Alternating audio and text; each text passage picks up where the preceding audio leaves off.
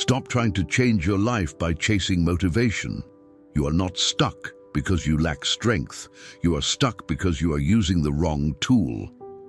What you call mental reprogramming has turned into repeated motivation, and motivation is unstable by nature.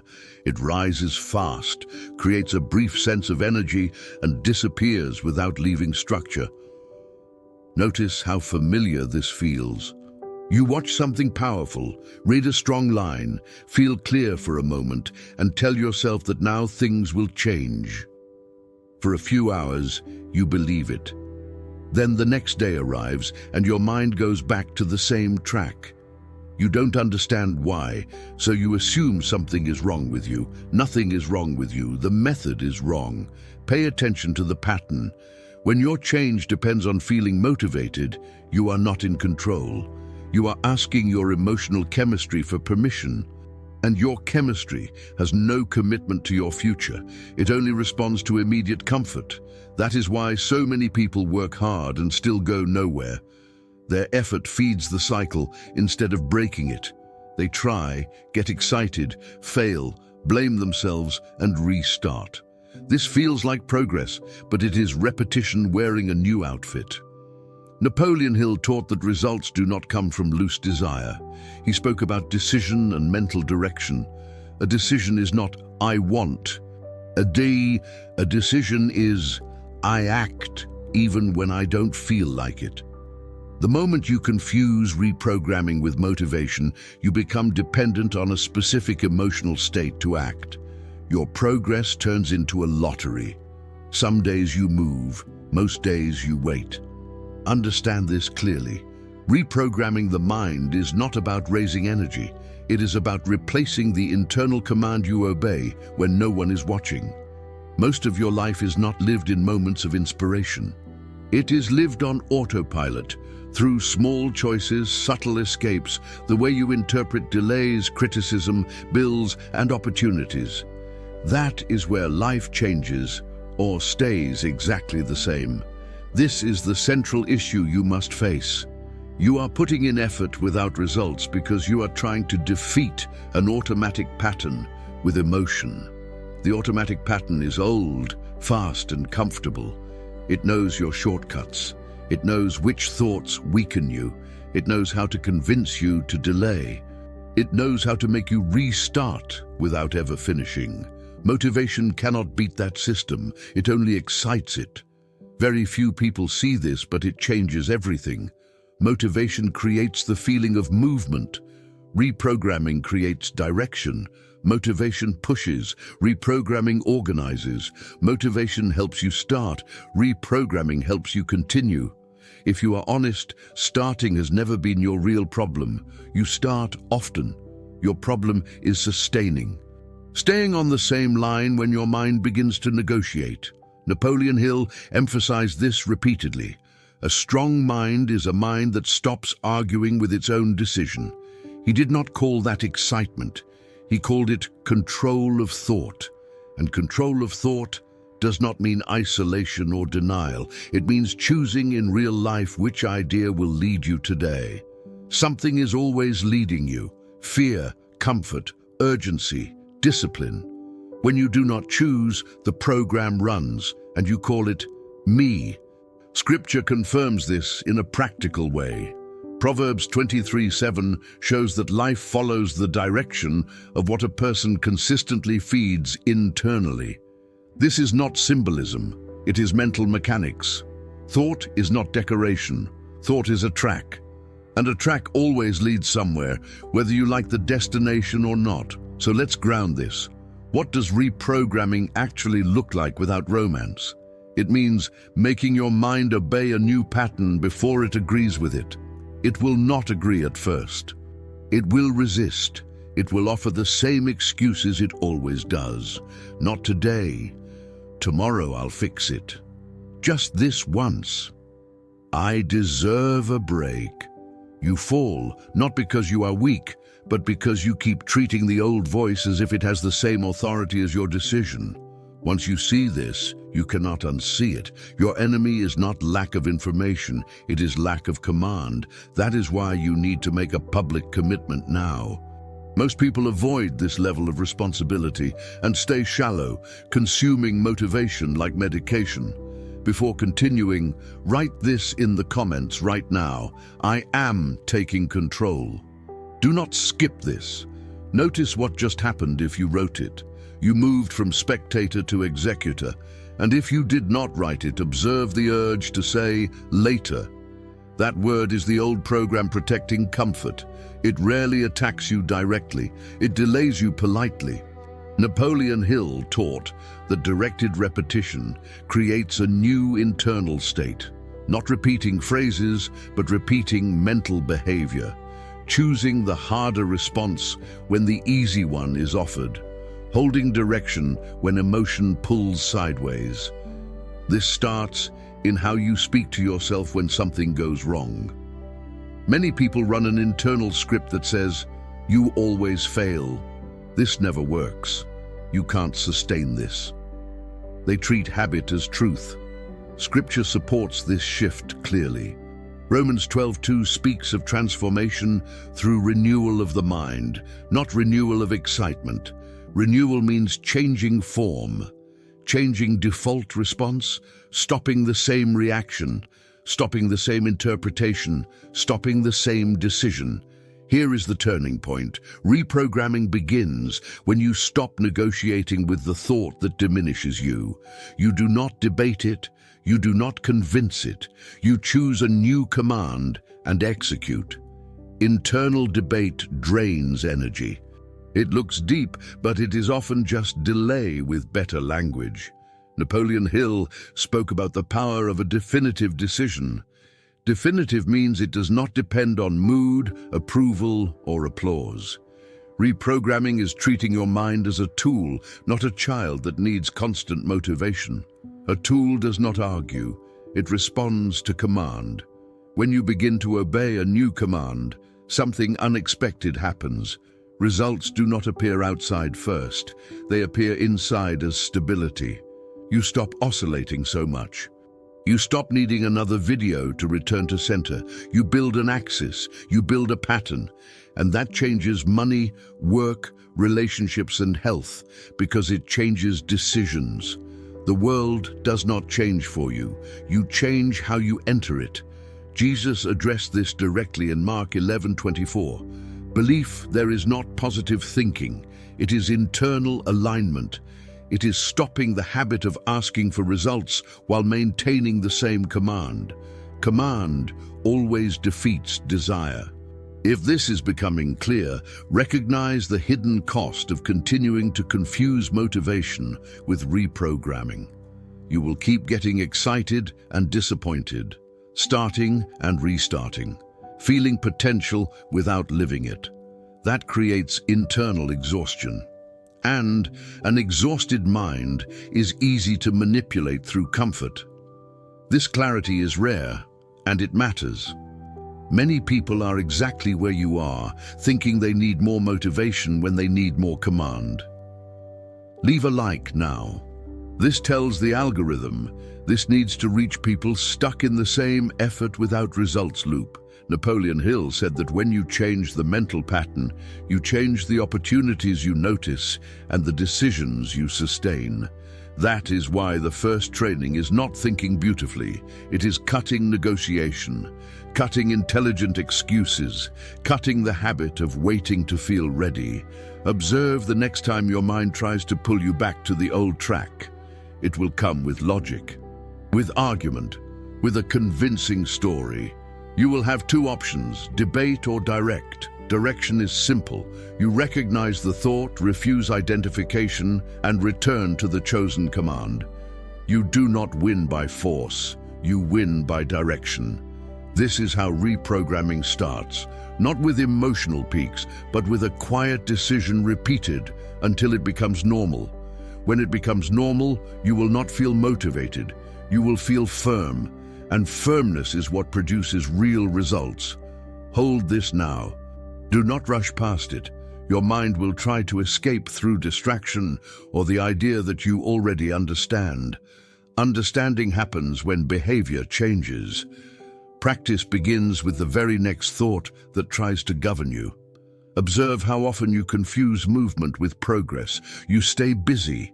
Your days are full. Your mind is active. Your effort is real. And still, the results do not follow. This is not bad luck. This is not lack of ability. This is lack of internal criteria. You are moving a lot inside a mental system that has not changed. And when the system stays the same, all you can do is spin faster in the same place. Notice how this plays out in real life. You wake up with the feeling that you need to do more. So you push yourself. You make lists. You try to organize. You promise focus. For a few hours it works. Then the day moves on. Small decisions start draining you. You delay one thing, you get distracted by another. A conversation pulls you out of alignment. A thought makes you question everything. By the end of the day, you are tired, not because you produced so much, but because you spent the day arguing with your own mind. This is what almost no one understands. Effort without structure is more exhausting than hard work. Hard work at least builds something outside. Disorganized mental effort only burns energy inside. And when you live like this, you start thinking the problem is lack of discipline. It is not. It is excess internal negotiation. Napoleon Hill taught that an unproductive mind is not lazy. It is undisciplined in focus. He said, most people desire something clearly, but think in a scattered way. Scattered thinking produces scattered action. You do act, but in many directions at once. Nothing consolidates, nothing compounds, everything resets. Pay attention to the hidden cost of this. When results do not appear, you begin to doubt the process. When you doubt the process, you change the method. When you change the method constantly, you never go deep. And without depth, there is no reprogramming. There is only trying. Constant trying without consolidation creates chronic frustration. Scripture describes this with precision. James 1:8 points to instability caused by divided direction. This is not spiritual condemnation. It is a mental diagnosis. A divided mind cannot sustain results. It starts one thing while already preparing to quit it. It commits today while leaving room to escape tomorrow. Here is the point that hurts, but frees you. You are not tired because you do too much. You are tired because you act without an axis. Without a clear internal command, every action becomes heavy. Each task demands an extra micro-decision, and decisions consume energy.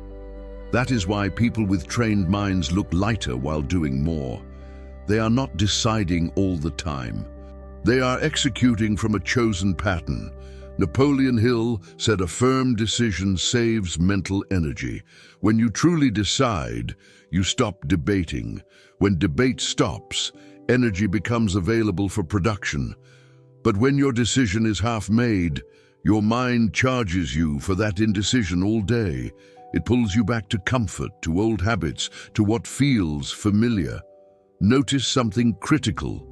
Your mind does not want results, it wants predictability. Results require change.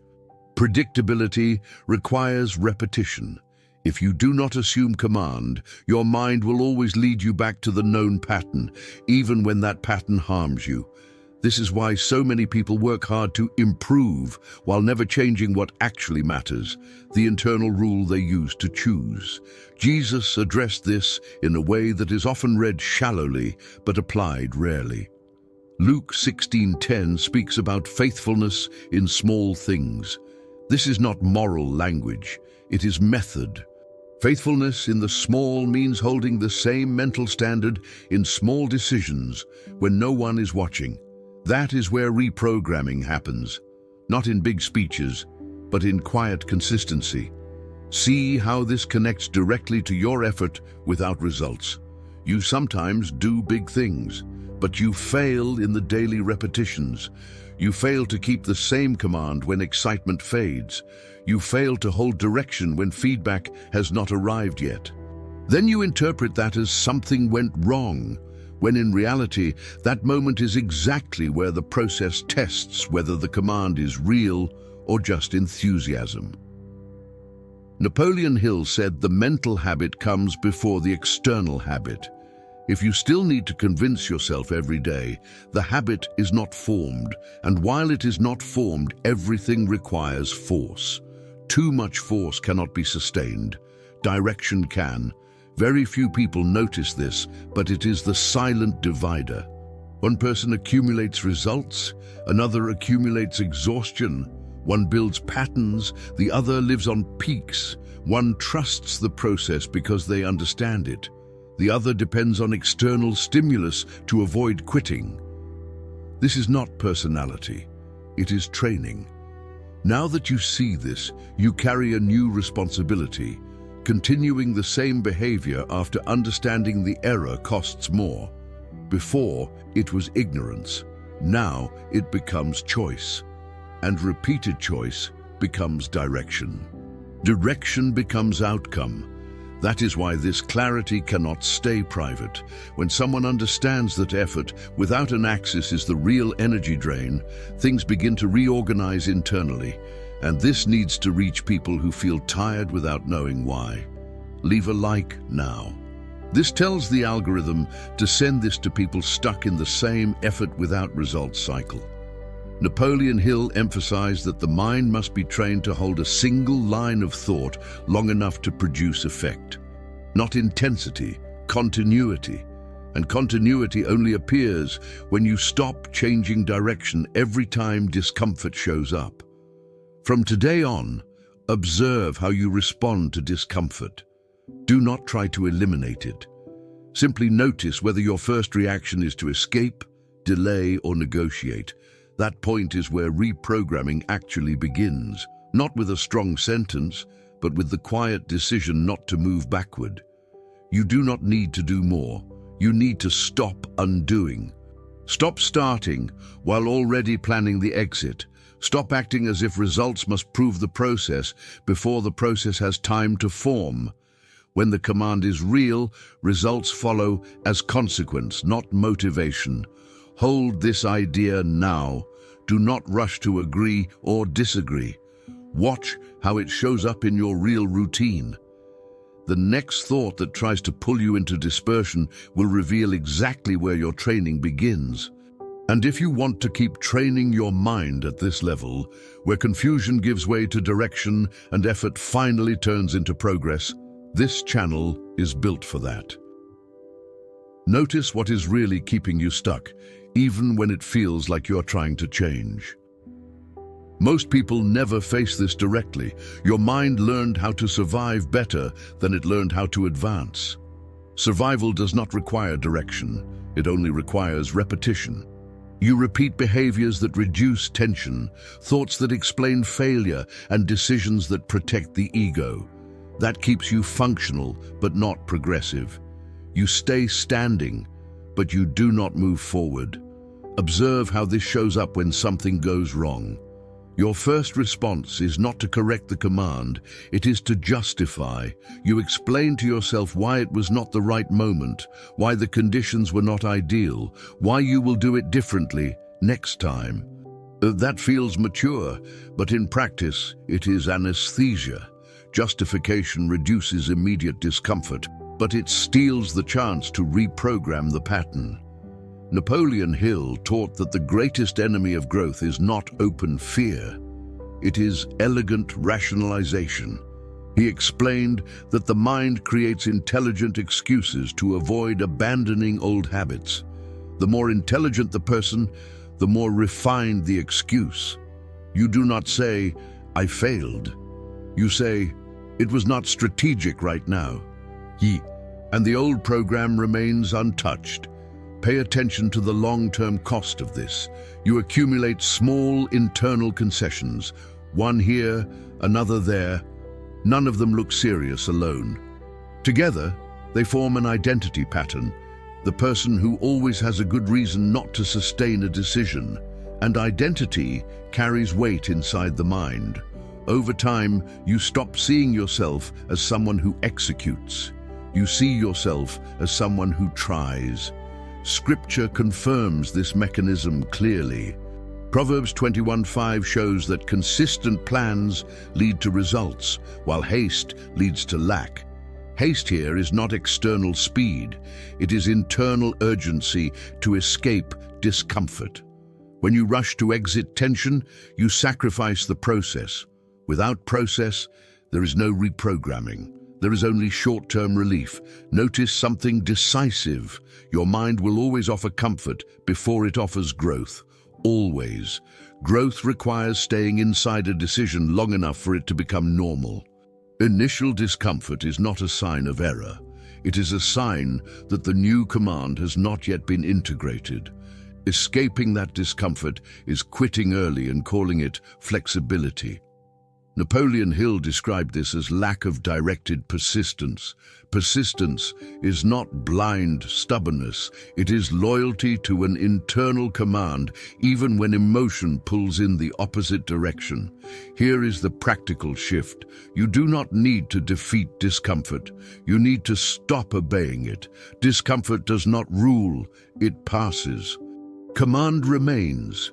Jesus addressed this exact point of internal obedience in Matthew 7:24, speaking about building on rock instead of sand. This is not decorative language, it is mental method. Rock is pattern, sand is momentary emotion.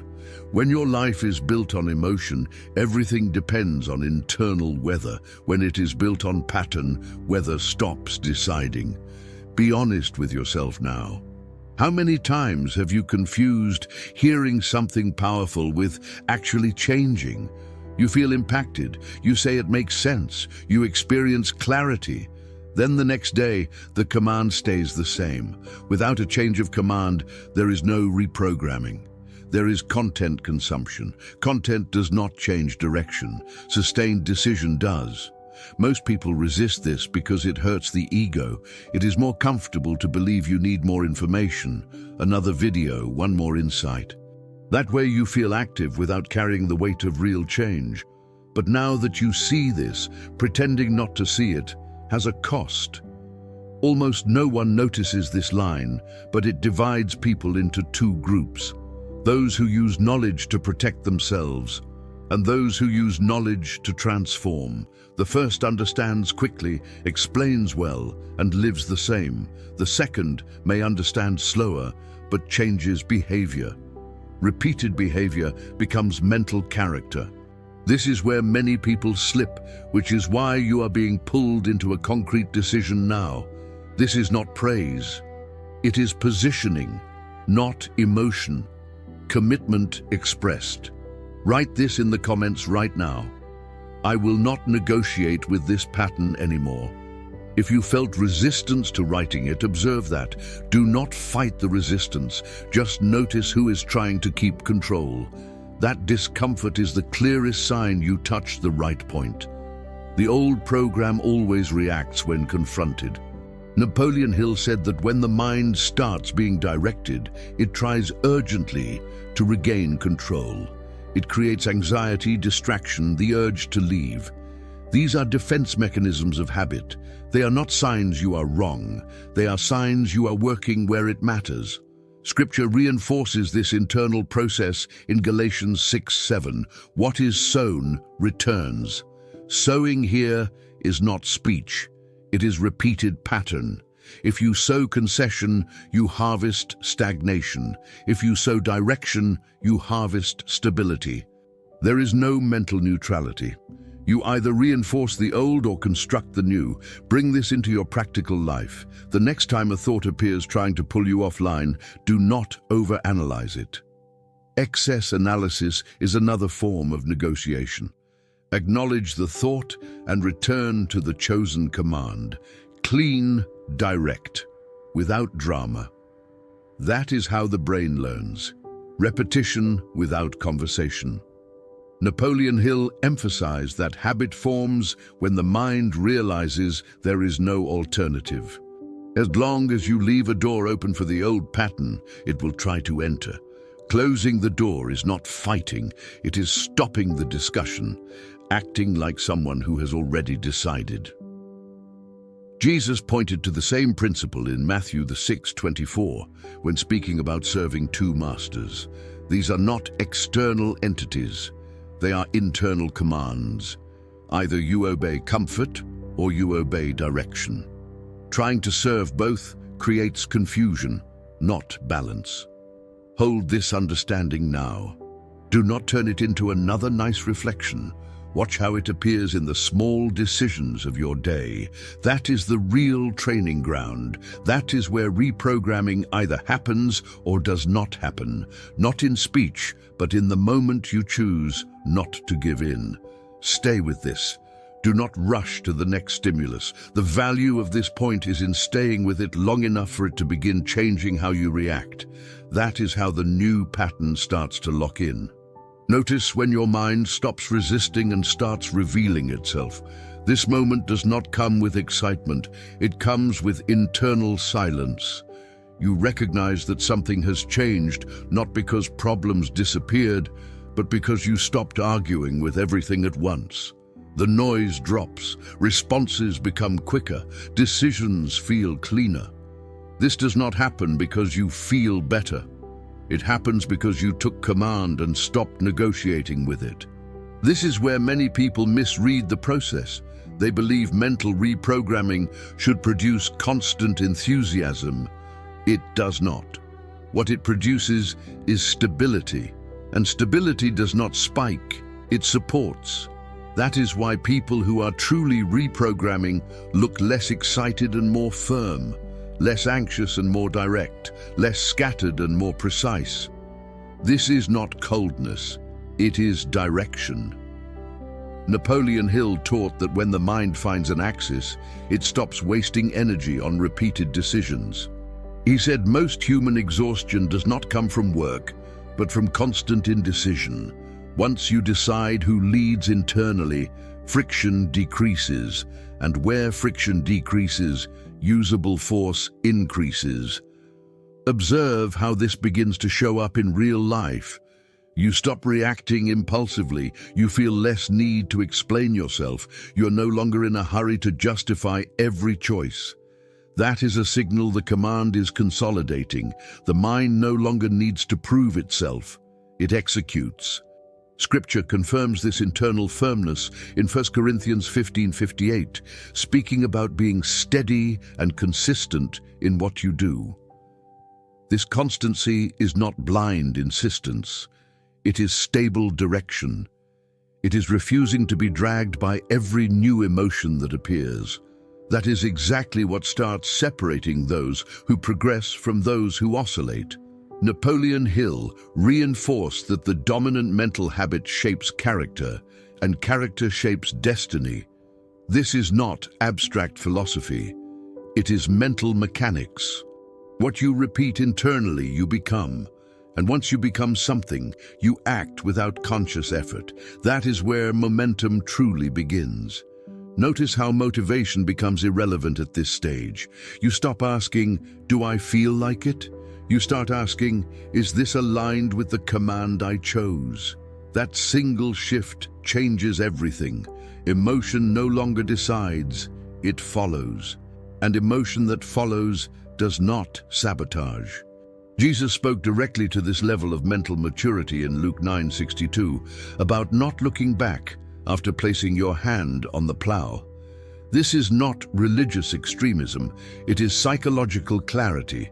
Looking back means keeping the mind tied to the old pattern while trying to build a new one.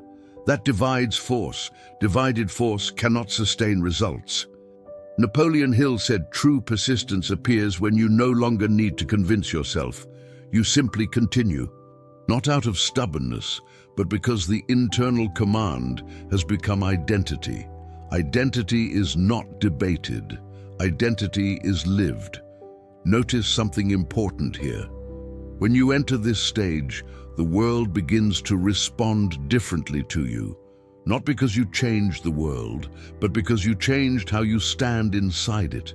People sense when someone is no longer seeking validation.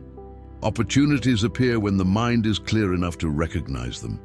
And clarity only remains when the command is respected daily, including on ordinary days. Scripture reinforces this principle of consistency in Ecclesiastes 11:4, showing that those who wait for perfect conditions never act. Mental reprogramming is the opposite. It acts from pattern, not from circumstance. It holds the axis even when the environment has not responded yet. Napoleon Hill insisted that success does not respond to emotional urgency, but to mental consistency. And consistency is not born from motivation.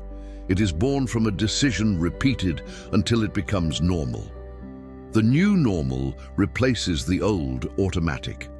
When that happens, you no longer feel like you are trying to change.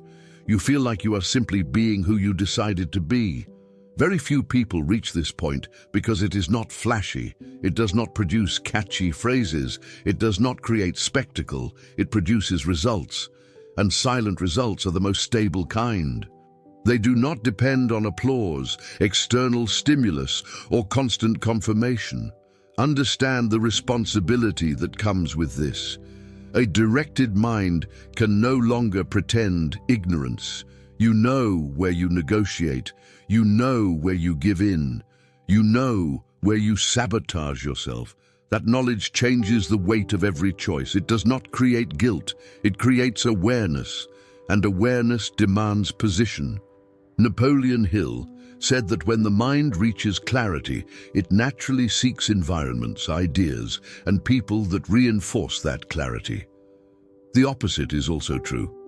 You begin to distance yourself from noise, not out of arrogance, but out of criterion. You understand that everything entering your mind must serve direction, not distraction. That is exactly why this space exists. Not to motivate, but to train. Not to excite, but to direct. Not to entertain, but to form mental pattern. If this level of clarity resonates with you, stay here. This is where the mind stops oscillating and starts being led.